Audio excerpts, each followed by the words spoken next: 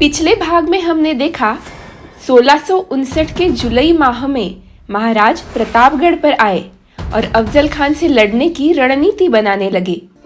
परंतु नियति ने एक और कठिन प्रसंग राजे के आगे खड़ा किया। दिनांक 5 सितंबर 1659 भाद्रपद वद्य चतुर्दशी के दिन राजगढ़ पर सौभाग्यवती सईबाई साहब का देहांत हुआ। 18 वर्ष पूर्व जिसके साथ स्वराज के सपने सजाए वह प्रिय सई रानी सबको छोड़कर चली गई। परंतु दुख करने का समय नहीं था। कर्तव्यनिष्ठ शिवाजी महाराज यह कड़वा घूंट निगलकर स्वराज की व्यवस्था में जुट गए। अफजल खान की मुहिम की खबरों पर संपूर्ण हिंदुस्तान का ध्यान था। औरंगजेब, अंग्रेज, कुतुब शाह, वलंदाज, सिद्दी सबको ये तो समझ गया था कि शिवाजी कोई मामूली छोकरा नहीं है। अफजल खान के जरिए शिवाजी का खात्मा हुआ तो सबको चाहिए ही था। और इतना पराक्रमी अफजल खान जो आज तक कभी भी हारा नहीं है, उसके आगे शिवाजी टिक ही नहीं सकेगा, ऐसा 100% विश्वास सब में छाया था। सब लोग अंतिम वार्ता शिवाजी के हार की वार्ता कब आएगी इसकी प्रतीक्षा में थे। और एक दिन प्रतापगढ़ पर ही वार्ता आई कि अफजल खान का वकील मिलने आ रहा है। उसका नाम था कृष्णाजी भास्कर कुलकर्णी। वकील के स्वागत सम्मान की उत्तम व्यवस्था प्रतापगढ़ पर की गई। वो देखकर कृष्णाजी भास्कर प्रसन्न हुए। कृष्णाजी भास्कर ने अफजल खान का संदेश शिवाजी राजे को बताया। आदिल शाही मुल्क काबिज करके आपने अक्षम्य गुनाह किए हैं, परंतु खान साहब और शाहजी राजे इनका पुरातन भाईचारा है। खान साहब रहमदिल है। हजरत आदिल शाह बादशाह से बात करके खान साहब आपको जहांगीर दिलाएंगे। आप उनसे वाई में आकर प्रत्यक्ष मुलाकात कीजिए। शिवाजी राजे ने भी मंद स्मित करके हाँ, हम जरूर मुलाकात करेंगे ये कह दिया। और राजे अपने मुत्सद्दी सलाहकारों को लेकर योजना बनाने लगे। अफजल खान शत्रु कितना भी शक्तिशाली हो, उसका कुछ तो वीक पॉइंट होता ही है, कमजोरी होती ही है। खान की कमजोरी शिवाजी राजे ने अच्छे से पहचान ली थी। वो थी खान का अहंकार। अब अगला दांव खेलने शिवाजी महाराज ने अत्यंत योग्य व्यक्ति को अपना वकील चुना। धूर्त, भरोसेमंद, अनुभवी, हुनरबाज, प्रसंगावधानी और मधुर वाणी वाले बुजुर्ग गोपीनाथ पंत बोकिल। दूसरे दिन खान के वकील के आगे शिवाजी राजे ने नम्रतापूर्वक बोला, खान साहब बड़े दयालु है, परंतु मैं बहुत घबरा गया हूँ। इतनी गलतियां मैंने आज तक की है। खान साहब मेरे चाचा समान है। मैं स्वयं सारे किले उन्हें सौंप दूंगा, परंतु वाई आकर उनसे नजर मिलाने की मुझमें हिम्मत नहीं। इसलिए खान साहब भी यहाँ पर आए तो हमारे गढ़ की शोभा बढ़ेगी। हमारे वकील गोपीनाथ पंत आपके साथ खान साहब के पास आएंगे। खान साहब उन्हें हमारे अभय की शपथ दे, ऐसी हमारी विनती है। खान के वकील कृष्णाजी भास्कर ने बहुत आग्रह किया शिवाजी राजे को वाई चलने के लिए, परंतु शिवाजी राजे ने आप ही प्रतापगढ़ पर आइए यह रट जारी रखी। कृष्णाजी भास्कर को शिवाजी महाराज ने सम्मान के वस्त्र देकर रवाना किया, परंतु अफजल खान ने शिवाजी राजे के लिए कुछ भी नहीं भेजा था। दूसरे दिन गोपीनाथ पंत खान की छावनी में आए। अपनी बारीक नजर से सब जानकारी इकट्ठा करने लगे। असंख्य हाथी, ऊंट, तोपे, घोड़े, शस्त्रास्त्र, खाने पीने की सामग्री, हीरे मोतियों की संदूकें, अत्यंत समृद्ध और शक्तिशाली ऐसी खान की छावनी थी। शिवाजी महाराज ने खान के लिए दिए हुए सम्मान के वस्त्र लेकर गोपीनाथ पंत अफजल खान के सामने गए। शिवाजी महाराज का पत्र खान को पेश करते हुए पंत कहने लगे, खान साहब, आपका शौर्य संपूर्ण हिंदुस्तान में नवाजा जाता है। हमारे राजे ने बड़ी गुस्ताखी की है, उनको पछतावा है। उनके लिए जैसे महाराज शाहजी राजे वैसे ही आप, परंतु राजे आपसे बहुत डरते हैं। डर के कारण ही आप वाई आने पर वे प्रतापगढ़ पर छुपकर बैठे हैं। कृपया आप प्रतापगढ़ पर आइए। आपके सारे किले, जावली सहित सारा मुल्क राजे आपको दे देंगे। चाहे तो आप अपनी पूरी फौज लेकर आए। आप सबका स्वागत सम्मान करने से हमें सौभाग्य प्राप्त होगा। ऐसी मीठी मीठी बातों से गोपीनाथ पंत अफजल खान को हरभरे के पेड़ पर चढ़ाते गए और खान साहब भी ऊपर ऊपर चढ़ने लगे। अफजल खान निहायत खुश हो गया। उसे लगा इतने दिनों की मुहिम अब फतेह हो गई। बस अब उस डरपोक शिवाजी से मिलना है। उसके यहाँ जाकर भी मिले तो क्या हर्ज है, हम फौज के साथ ही तो जाने वाले हैं। मेरा भरोसेमंद वकील अपनी आंखों से देखकर आया है कि वो शिवाजी कितना डरा हुआ है। हम नहीं गए तो वो शिवाजी डरकर वहीं बैठेगा या दूसरे किले पर छुप जाएगा, फिर उसे पकड़ना मुश्किल। फिर भी खान इतना चतुर था, उसने गोपीनाथ पंत से कहा, शिवाजी काफर है, जावली कभी जगह है, तुम बम्मन हो।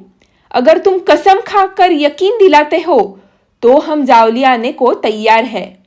वो शिवाजी हरामजादा है, उसका यकीन नहीं। गोपीनाथ पंत ने बिना संकोच शपथ ली। खान साहब, आप मन में कोई शक ना रखे, निस्संदेह हमारे राजे से मिलने फौज के साथ प्रतापगढ़ आए। हमारे राजे के मन में कोई कपट नहीं। और अफजल खान राजी हुआ। वापस निकलने से पहले गोपीनाथ पंत ने खान के सैन्य के अन्य लोगों से भी मीठी मीठी मुलाकातें की और खान का इरादा जान लिया। और वो जानकर गोपीनाथ पंत की धड़कनें तेज हो गई। उस रात शिवाजी महाराज ने गोपीनाथ पंत से अफजल खान के छावनी की सारी विस्तृत जानकारी सुन ली।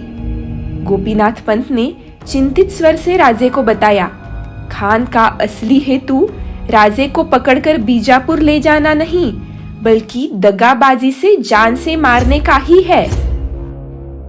उधर अफजल खान की छावनी में भी सूरमा सरदारों की बैठक हुई। कुछ दूरदर्शी सरदारों ने अफजल खान को सावध किया, जावली का मुल्क खतरनाक है। उन घने जंगलों में फौज को साथ ले जाना मुसीबत मोल लेना है। वह मुल्क हमारे लिए अनुकूल नहीं। सिवा चतुर है, मावले बहादुर है, उनके सामने हम वहां टिक नहीं सकेंगे। इस पर अफजल खान गुस्से से भड़क उठा। अफजल खान की ताकत को तुमने अभी तक पहचाना नहीं। वो सिवा मेरे सामने चूहा है, चूहा, डर कर बैठा है, और तुम लोग उसकी तारीफ कर रहे हो। जावली का जंगल तो मेरे रुख को देखते ही जलकर खाक हो जाएगा। अफजल खान के अब तक के अत्याचारों को प्रतिकार न करने की शिवाजी महाराज की जो नीति थी, उसका यह नतीजा था।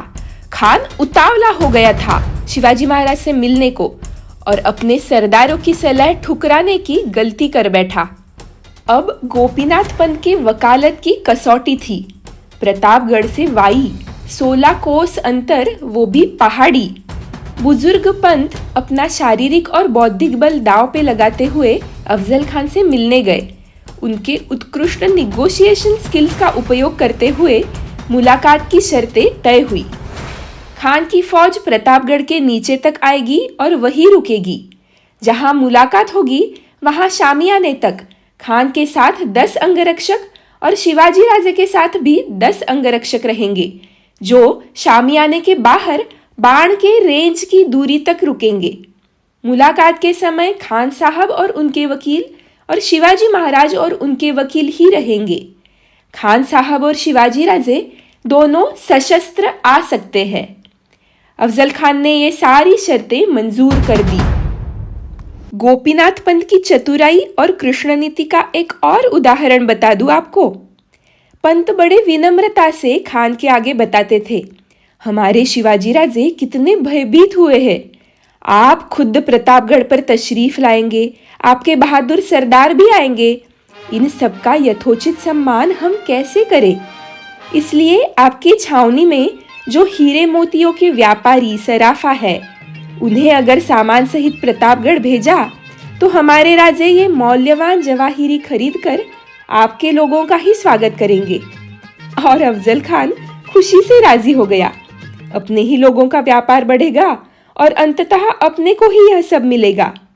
ऐसी चतुराई करके पंत ने खान का मौल्यवान खजाना खान के ही लोगों के पीठ पर चढ़ाकर प्रतापगढ़ लाया। सारे हीरे मोती स्वराज के खजाने में जमा हुए। उसकी रकम खान साहब और महाराज की भेंट के बाद दी जाएगी, ऐसे बताया गया। सारा माहौल ऐसा था कि शिवाजी शरण ही आ गया है, इसलिए उन सराफा व्यापारियों ने भी ये बात मान ली। प्रतापगढ़ पर छोटी छोटी बातों की योजनाएं बनने लगी। अफजल खान और शिवाजी राजे की मुलाकात की जगह भी बड़ी सोच समझकर चुनी थी। अत्यंत मौल्यवान साहित्य का उपयोग करके शामियाना खड़ा किया। उसका लोकेशन ऐसे था कि नीचे की अफजल खान की फौज को वहां का कुछ भी नहीं दिख सकेगा। और एक विशेष बात की ओर गौर करें, स्वराज और महाराज दोनों के लिए करो या मरो ऐसी भयंकर और महत्वपूर्ण घटना यहाँ होने वाली थी। परंतु स्वराज के अन्य मुल्कों और किलों के कारोबार में किसी भी प्रकार की शिथिलता नहीं आई थी, ना ही कोई गद्दारी हुई थी। सारे व्यवहार नेकी से जारी थे। सारी प्रजा समाधान से जी रही थी। बस हर घर के पूजा घर में अपने अपने भगवान से लोग प्रार्थना करते थे, मेरे राजा को संभालो भगवान, रक्षण करो। भेंट का दिन निश्चित हुआ। 10 नवंबर 1659 मार्गशीर्ष शुद्ध सप्तमी गुरुवार के दिन दोपहर का समय। भेंट के एक दिन पूर्व महाराज ने दोरो जी को कोकण में जो आदिल शाही जहाज है वो कब्जे में लेने का आदेश भेजा और अपने बाकी थाने पुणे, सुपे, सासवड़, शिरवल जो अफजल खान ने छीने थे उन पर भी अन्य सरदारों को भेजा। अब वहां के आदिल शाही सैनिक तो बेफिक्र रहेंगे, यही सही समय है उन पर हमला करने का। अपने प्राणप्रिय साथीदारों को शिवाजी राजे एक एक जिम्मेदारी सौंप रहे थे। प्रतापगढ़ के नीचे आसपास जो घना जंगल है वहां कुछ चुनिंदे वीर मावले झाड़ियों में छुपकर बैठेंगे और जब गढ़ से इशारत होगी, तोपें बजेगी, तब सब बाहर निकलकर खान के फौज पर हमला करेंगे। ऐसे ही अन्य मावलों को जगह और काम दिए गए। Paying major attention to minor details, perfect योजना बनाई गई कि खान की फौज कहीं से भी बचकर ना जा सके। शिवाजी महाराज ने साथियों को फिर से स्पष्ट बता दिया, message was loud and clear, कल खान के साथ भेंट में मेरा कुछ भी हो, अफजल खान और उसकी फौज यहाँ से जिंदा वापस नहीं जानी चाहिए। खान जिन 3 दिशाओं से आक्रमण करते आया था वो तीनों मार्गों पर अपना ही विजय हो, ऐसी फुल प्रूफ योजना थी। शिवाजी महाराज के पोशाक और शस्त्रों पर भी सबसे चर्चा करके सलाह ली गई। शिवाजी महाराज जो कवच अंदर से पहनने वाले थे उसकी मजबूती की परीक्षा हुई। भेंट के समय एक एक क्षण की सावधानी महत्वपूर्ण थी। पलक झपकने के समय में भी धोखा हो सकता था, इसलिए एकाग्रता के लिए त्राटक जैसी क्रियाओं का अभ्यास शिवाजी महाराज करते रहे और मन में अखंड माँ तुलजा भवानी का जाप तो शुरू रहता ही था। और भेंट का वह दिन आया। अफजल खान तैयार हुआ, सिर पे कीमांज, शरीर पर शानदार दरबारी पोशाक और कमर पर गुप्तता से उसने कट्यार छुपा कर रखी थी। खान की सेना वाई से प्रतापगढ़ की ओर निकली। इतना घना जंगल था, बीच बीच में झाड़ी तोड़कर रास्ता बनाया गया था। खान की फौज को पहाड़ी इलाकों की बिल्कुल आदत नहीं थी। महत प्रयासों से कैसे तो भी खान की फौज हाथी घोड़े लेकर प्रतापगढ़ के नीचे तक आई और मध्यरात्रि में ही अपने वीर मावले उन झाड़ियों में छुपकर बैठे थे। जरा सोचो, 8-10 घंटे बिना हिले पेड़ पर छुपे बैठना आसान है क्या? एक भी मावले की छोटी सी भी गलती बहुत भारी पड़ सकती थी। खान की पालखी और 10,000 अंगरक्षकों के साथ 2,000 बंदूकधारी हशम भी शामियाने की तरफ बढ़े। फिर से गोपीनाथ पंत अपनी मधुर वाणी से अफजल खान से जाकर बोले, खान साहब, इतने सैनिक देखकर डरे हुए शिवाजी राजे मिलने ही नहीं आएंगे। आपकी यहाँ तक आने की सारी मेहनत व्यर्थ जाएगी। अफजल खान को गुस्सा तो आया, पर मन ही मन खुशी भी हुई कि शिवाजी हमसे डरता है। और फिर वह 2000 सैनिकों को वहीं छोड़कर अफजल खान, वकील कृष्णाजी भास्कर और 10 अंगरक्षक शामियाने की ओर आगे बढ़े। उन अंगरक्षकों में सैयद बंडा, अब्दुल सैयद, रहीम खान, पहलवान खान, पिलाजी मोहिते और शंकराजी मोहिते जैसे बहादुर थे। प्रतापगढ़ पर प्रातः उठकर राजे ने स्नान किया, पूजा की।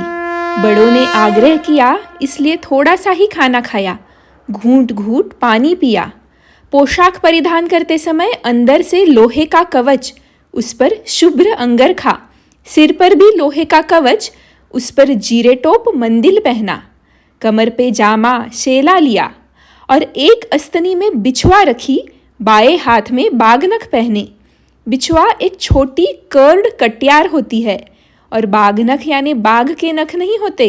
यह एक शस्त्र है जिसे 4-5 घुमावदार धार होते हैं।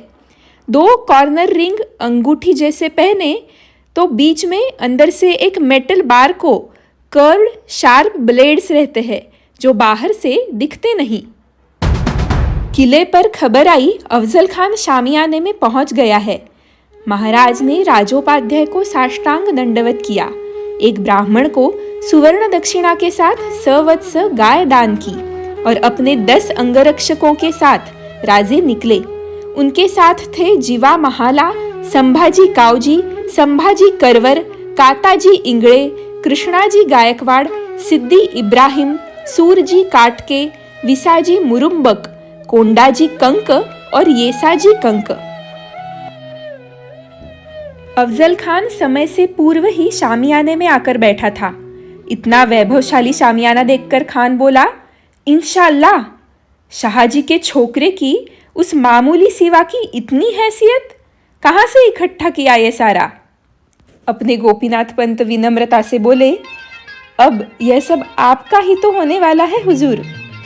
खान हरभरे के पेड़ की और ऊपर की डाली पर पहुंचा। शिवाजी महाराज शामियाने के पास आए। जब उन्हें समझा शामियाने के अंदर अफजल खान के साथ सैयद बंडा नामक एक अंगरक्षक भी है, राजे वहीं पर रुक गए। महाराज अत्यंत सावधान थे। उन्होंने गोपीनाथ पंत को संदेश भेजा। फिर से गोपीनाथ पंत अफजल खान को बोले, सैयद बंडा को खान के साथ देखकर डरे हुए शिवाजी राजे अंदर आने से हिचकिचा रहे हैं। अफजल खान उतावला हो गया था। उसको शिवाजी से मिलकर उसे मारना था। अफजल खान ने सैयद बंडा को शामियाने के बाहर भेजा। फिर राजे निकले शामियाने की ओर। एक एक कदम जैसे मृत्यु की गुफा में जाता हुआ। आगे क्या होगा पता नहीं। मुख से आदि शक्ति भवानी माता का स्मरण अखंड शुरू। जगदम्ब जगदम्ब। शिवाजी महाराज को अंदर आते देख अफजल खान ने अपनी तलवार निकालकर वकील कृष्णाजी भास्कर के पास दी। यह देख शिवाजी राजे ने भी अपनी तलवार निकालकर गोपीनाथ पंत को दी। अफजल खान तुच्छता से बोला, इतना आलीशान शामियाना? शायद तुम भूल गए तुम एक नाचीज शख्स हो। तुम्हारा घमंड मिटाकर तुम्हें सबक सिखाने में आया हूं। अपने सारे गुनाह कबूल करो। मैं तुम्हें हजरत आदिल शाह बादशाह के आगे पेश करूंगा। आओ, अपनी सारी शेखी छोड़कर इस अफजल खान के गले लगो। आओ। और खान ने अपने प्रचंड देह के दोनों हाथ फैलाए। कल्पना करो, खान 6.5 फीट और राजे 5.6 फीट। राजे खान के सीने तक ही आते थे। अफजल खान ने राजे को गले लगाया और कुछ समझने से पहले ही खान ने शिवाजी राजे का सिर अपनी बाई बगल में दबाया और कमर से कट्यार निकालकर पीठ पर वार किया। खर्र खर्र आवाज हुई। राजे का अंगरखा फट गया, पर कवच के कारण जख्म नहीं हुई। राजे ने कवच पहना है यह जानकर अफजल खान ने फिर से कट्यार उठाई। यह वार होता तो निश्चित ही गर्दन पर होता। अफजल खान ने शिवाजी राजे का सिर ऐसा दबाया था, उस राक्षसी कुचलाने वाली पकड़ से बाहर निकलना असंभव। राजे की आंखों के सामने तारे चमकने लगे थे। ऐसी ही अवस्था में शिवाजी राजे ने बड़ी चपलता से अपने बाएं हाथ से बागनक अफजल खान की पीठ में खुपसे। खान की पकड़ ढीली हुई। फिर अस्त्री से बिछड़ा निकालकर पूरी ताकत से खान के पेट पर वार किया और एक छोर से दूसरे छोर तक खान का पेट फाड़ डाला। खान की आंतें बाहर निकल आई। खान जोर से चिल्लाया, दगा दगा, लम्हा लम्हा, दुश्मन ने मुझे कत्ल किया।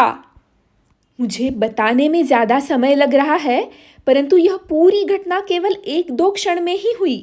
एक क्षण की भी देरी होती तो जैसे नृसिंह भगवान ने हिरण्यकश्यपु का पेट फाड़कर वध किया, वैसे ही शिवाजी राजे ने अफजल खान को मार गिराया। इस प्रसंग का जो समकालीन शिवभारत ग्रंथ में श्लोक है वो इस प्रकार है। शिवः कृपाणिकाग्रेण कुक्षावेव तमस्पृशत् आपृष्ठं विद्विषत् कुक्षिं तूर्णं तेन प्रवेशिता आकृष्यांत्राणि सर्वाणि सा कृपाणि विनिर्गता। शिवाजी राजे ने कट्यार का छोर उसके पेट में खुपसा। शत्रु के पेट में पीठ तक गई हुई वह कट्यार सारी आते खींच कर ही बाहर आई। गोपीनाथ पंत ने इशारत की। राजे के अंगरक्षक खान के अंगरक्षकों पर टूट पड़े। सपासप तलवारें चल रही थी, परंतु अफजल खान भी इतना बहादुर, उस अवस्था में भी खान ने कृष्णाजी भास्कर से तलवार ली और शिवाजी राजे के सिर पर वार किया और वो पालखी की ओर चला गया। वो वार इतना शक्तिशाली था कि लोहे का कवच टूटा और राजे के कपाल से रक्त बहने लगा। उसी समय अफजल खान का अंगरक्षक सैयद बंडा दौड़ते हुए शिवाजी राजे पर अगला वार करने आया। राजे पर प्रहार होने ही वाला था कि जीवा महाला की तलवार ने ऊपर ही वह वार झेल लिया और अगले वार में सैयद बंडा का हाथ काटकर धड़ से अलग कर दिया। सबके शरीर पर रोंगटे खड़े हो उठे। तब जीवा महाला आया, इसीलिए शिवाजी राजे बच गए। मराठी में कहावत है, होता जीवा म्हणून वाचला शिवा। उधर जख्मी अफजल खान की पालखी के पीछे संभाजी कावजी दौड़ा और अफजल खान का सिर काटकर ले आया। प्रतापगढ़ से इशारत की तोपें बजने लगी। गढ़ के नीचे खड़ी गाफिल फौज को लगा भेंट हुई इसलिए तोपें बज रही है, परंतु ये क्या? चारों ओर से छुपे हुए मावलों ने उन पर हमला किया। वास्तविक अपने राजे के साथ क्या हुआ है वो इनमें से किसी को भी पता नहीं था। बस तोपों की आवाज के बाद हमला करना है, यह कर्तव्य ध्यान में रखते हुए, ड्यूटी पर फोकस करते हुए वे शत्रु सैन्य पर टूट पड़े। घमासान युद्ध हुआ। गत 6 महीनों से खान और उसकी फौज ने किए हुए अत्याचारों का उत्तर देने का यह समय था। तब ही अचानक वकील कृष्णाजी भास्कर ने अफजल खान की गिरी हुई तलवार उठाई और वो शिवाजी राजे पर वार करने आए। पहला वार राजे ने सहजता से उड़ाया और बोले, पंत आप ब्राह्मण हैं, आपको मारने से हमें पाप लगेगा। फिर भी कृष्णाजी पंत ने और 2 वार किए। फिर अपने अगले ही वार से राजा ने कृष्णाजी का शिरच्छेद कर डाला। खान की लगभग पूरी की पूरी फौज मारी गई।